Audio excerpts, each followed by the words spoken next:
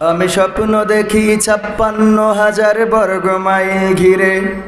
আমি স্বপ্ন দেখি ৭১-এর মিছিল এসেছে ফিরে।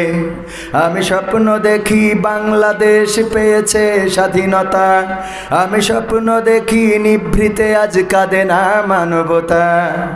আমি স্বপ্ন দেখি মানুষে মানুষে ভুলেছে ভেদাভেদ।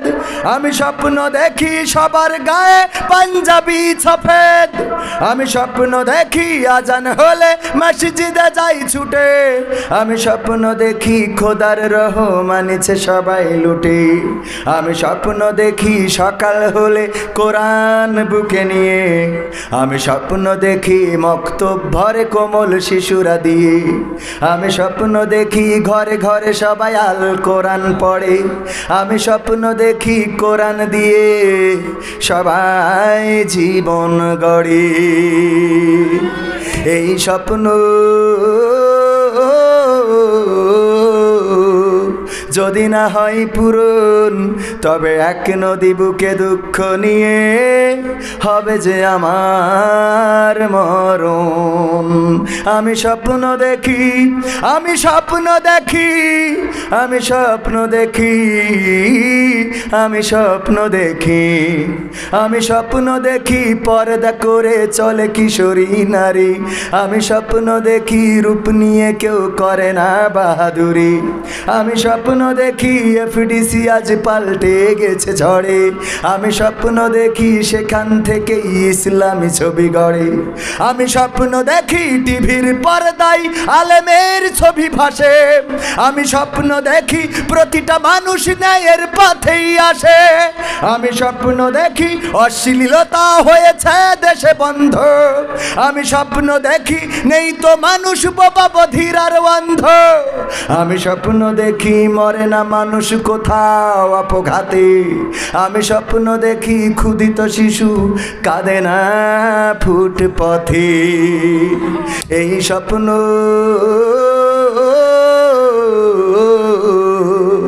যদি না হয় পূরণ, তবে এক পাহাড় বুকে দুঃখ নিয়ে হবে যে আমার মরণ। আমি স্বপ্ন দেখি, আমি স্বপ্ন দেখি, আমি স্বপ্ন দেখি, আমি স্বপ্ন দেখি, আমি স্বপ্ন দেখি রাষ্ট্রপতির মুখেরা চুলের দাড়ি। আমি স্বপ্ন দেখি ক্ষমতা নিয়ে করে না কাড়াকাড়ি।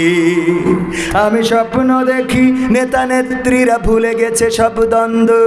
আমি স্বপ্ন দেখি মিল হয়েছে যেন কবিতার ছন্দ। আমি স্বপ্ন দেখি সুপ্রিম কোর্টের বিচারের মানদণ্ড। আমি স্বপ্ন দেখি কোরআন হাদিস দিয়েই করে খণ্ডন। আমি স্বপ্ন দেখি সংসদে সবাই কোরআনের কথা বলে। আমি স্বপ্ন দেখি দেশটায় আমার কোরআন দিয়েই চলে। কথা কয় না। আমি স্বপ্ন দেখি কারাগার থেকে এসেছে ভাইরা নিড়ে। আমি স্বপ্ন দেখি মামুনুল হক আবার আমাদের মাঝে এসেছে ফিরে। এই স্বপ্ন যদি না হয় পূরণ, তবে এক সাগর বুকে দুঃখ নিয়ে হবে যে আমার মরণ। কথা ঠিক আছে? স্বপ্ন দেখেন এই স্বপ্নগুলো। এই স্বপ্ন যদি দেখেন, এই স্বপ্ন দেখলে কি স্বপ্ন দেখেই রেখে দিতে হবে না পূরণ করতে হবে?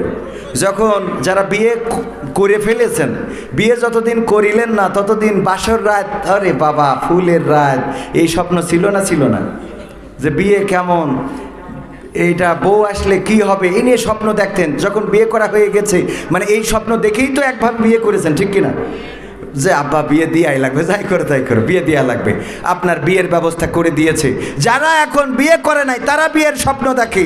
যারা এই যে নেতা, আমার মেম্বার হওয়ার আগে স্বপ্ন দেখতো যে ভোটে পাশ করবে, মেম্বার হবে, একদিন কাউন্সিলে চেয়ারে বসবে, তারপরে সেখানে ডিম নিয়ে নাকি একজন স্বপ্ন দেখছিল যে বিশাল বিল্ডিং বানাবে, মাথার উপরে ছিল কি ডিম। এই ডিম কি করবে, ডিম থেকে বাচ্চা ফুটাবে, মুরগি উঠবে, সেই মুরগি বেচবে, ছাগল কিনবে, ছাগল বেচে গরু কিনবে, গরু বেচে উট কিনবে, উট বেচে হাতি কিনবে, তাই বেচে ঘর বানাবে, খাবে, ব্যবসা করবে, এই করবে তাই করবে, অনেক কর্মচারী থাকবে, ওরা এসে বলবে স্যার কেমন আছেন, আমি বলবো এই এখন সর, এই বলিছে মাথাতে ডিম পড়ে গেছে, ভেঙে গেছে, শেষ।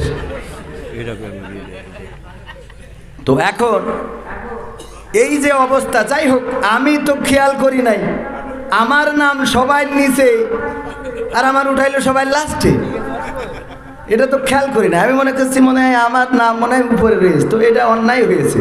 প্রধান বক্তা যিনি, প্রধান মুফাসসির যিনি, আন্তর্জাতিক খ্যাতিসম্পন্ন মুফাসসির, উনাকে আমার আগে দেয়া এটা মাহফিলের ইজ্জতকে ক্ষুণ্ণ করা আমি মনে করি। আপনাদের কি মনে হয়? এটা অবশ্যই ইজ্জতকে ক্ষুণ্ণ করা, এটা করবেন না। আমি তো পোস্টার দেখি নাই, লিফলেট দেখি নাই, দেখলে আমি কখনোই এটা করতে দিতাম না। তো আমি ক্ষমা চেয়ে নিচ্ছি যে আমাকে এই দেওয়ার জন্য। যাই হোক, আজকের এই তাফসিরুল কোরআন মাহফিলে সভাপতিত্ব করছেন জনাব হযরত মাওলানা হাফেজ আব্দুল আজিজ সাহেব, মুহতামিম সুবর্ণখালী হাফেজিয়া মাদ্রাসা।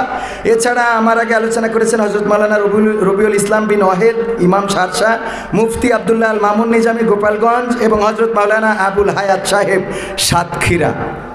আরও গণ্যমান্য ব্যক্তিবর্গ আছেন, মেম্বার আছেন, আরও অনেকেই আছে এখানে যাদের পায়ের জুতা বহন করার যোগ্যতা নাই। সামনে উপবিষ্ট দিনদার ইমানদার মুসলমান ভাই ও বাবাজিরা, পর্দার অন্তরালে রত্নাগর্ভা মা এবং বোনেরা, সবাইকে অন্তরস্থল থেকে সালাম জানাচ্ছি, আসসালামু আলাইকুম ওয়া রাহমাতুল্লাহ। কষ্ট হচ্ছে বাজান?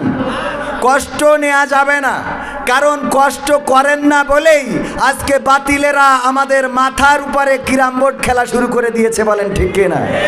কষ্ট করতে আমাদের ইচ্ছা হয় না বলেই আমরা একটা অন্ধকার সমাজে চলে এসেছি, যেই সমাজটা পরিবর্তন করা আমাদের জন্য দুঃসাধ্য হয়ে দাঁড়িয়েছে, বলেন ঠিক কিনা?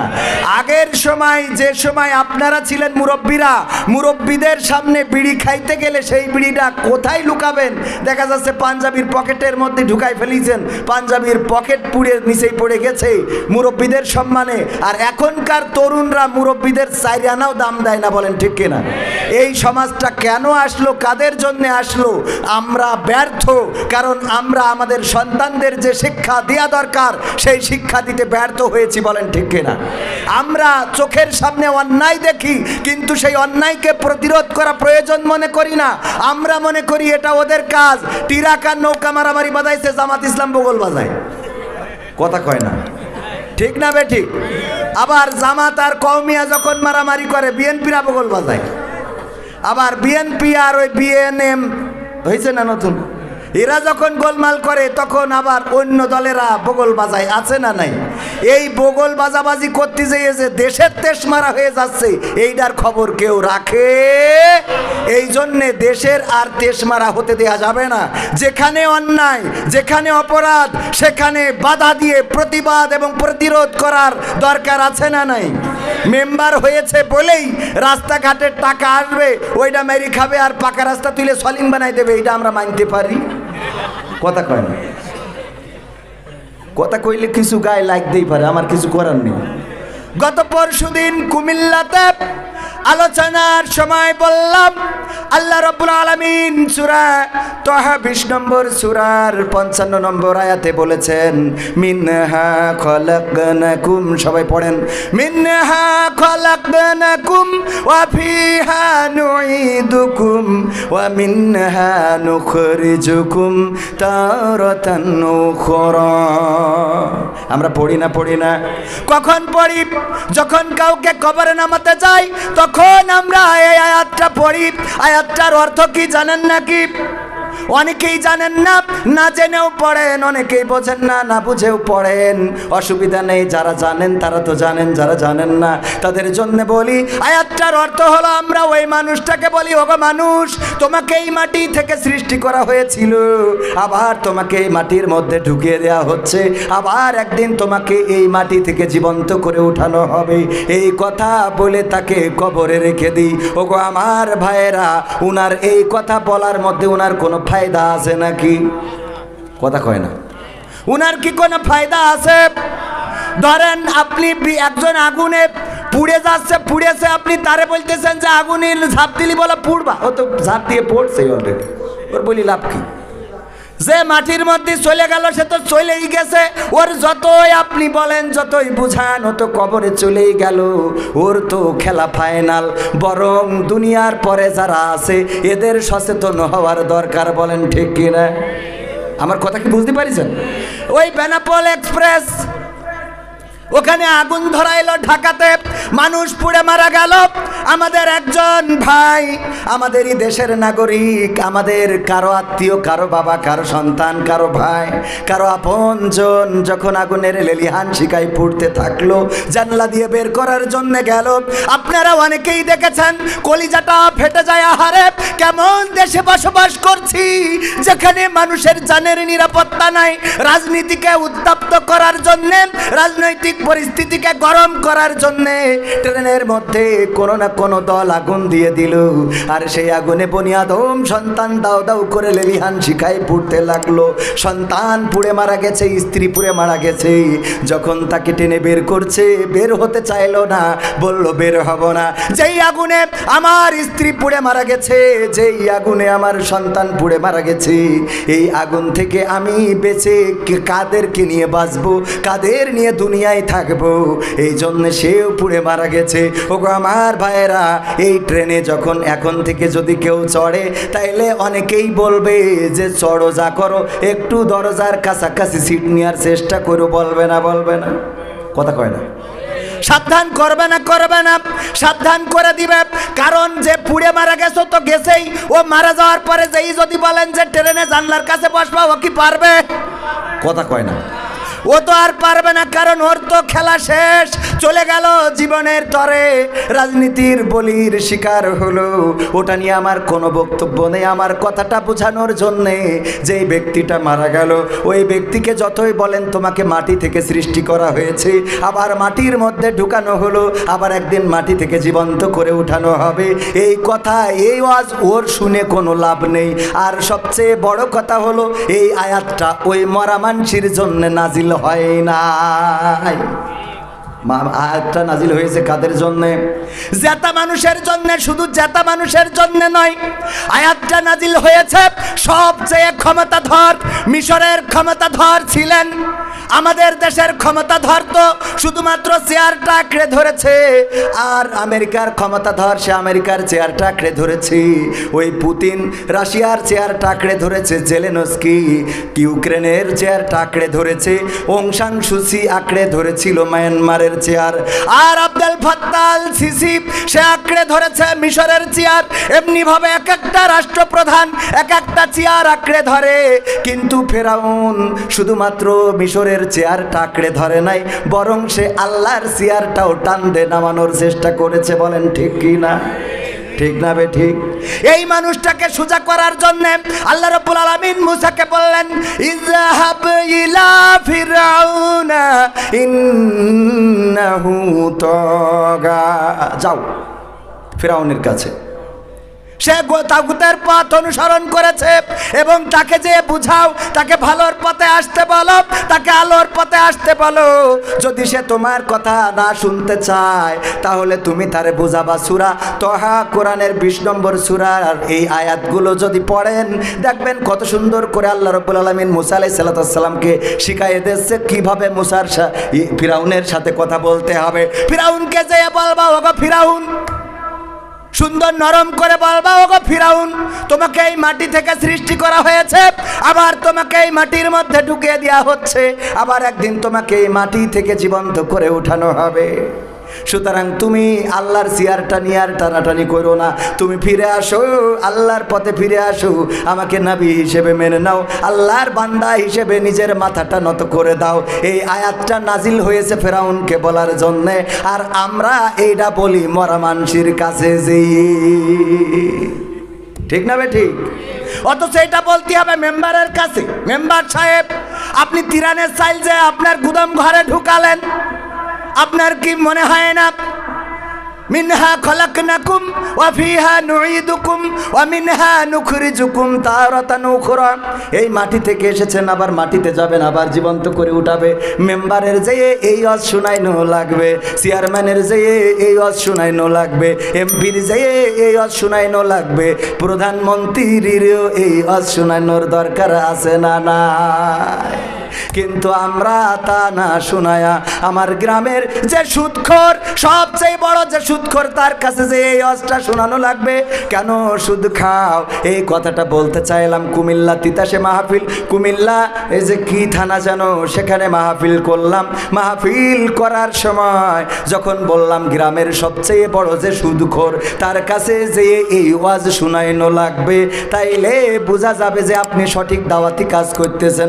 সভাপতি উঠে চলে গেছে রে।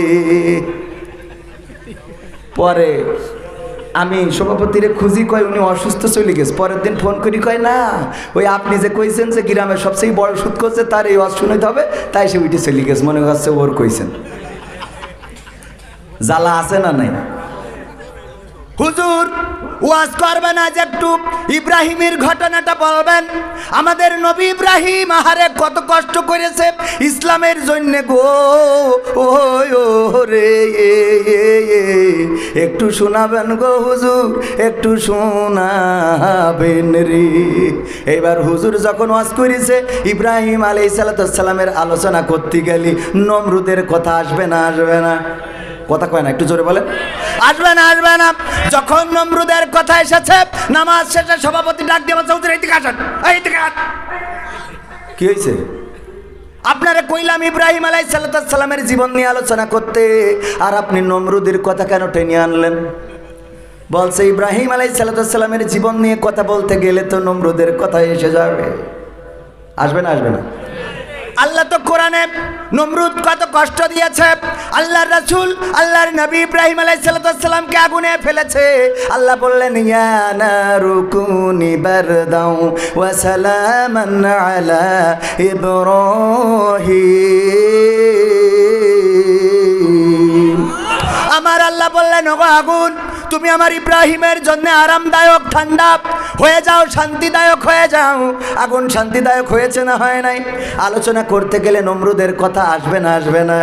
বলছে মুসা ইব্রাহিম আলাইহিস সালামের কথা বলতে গেলে তো নমরুদের কথা এসেই যায়। তখন বলতেছে, নমরুদের কথা বলেছেন তাতে অসুবিধে নেই, কিন্তু দেখছিলাম নমরুদের কথা বলার সময় আপনি আমার দিকে তাকাচ্ছিলেন।